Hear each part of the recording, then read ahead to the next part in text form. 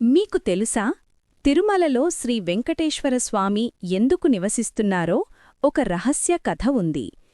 ఇది చాలామందికి తెలియని దైవ రహస్యం. ఒకప్పుడు లక్ష్మీదేవి, విష్ణుమూర్తి మధ్య ఒక చిన్న విభేదం జరిగింది.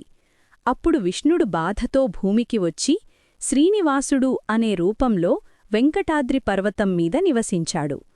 ఆయన మనిషిలా జీవించాడు. ఆకలి, దుఃఖం, అప్పు అన్నీ అనుభవించాడు. తరువాత దేవలక్ష్మీ అవతారమైన పద్మావతి అమ్మవారిని పెళ్లి చేసుకోవడానికి కుబేరుడు దగ్గర అప్పు తీసుకున్నాడు.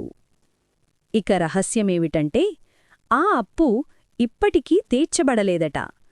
మనమంతా తిరుమలలో హుండీలో వేస్తున్న డబ్బు అదే ఆ దైవ అప్పు తీర్చడమే.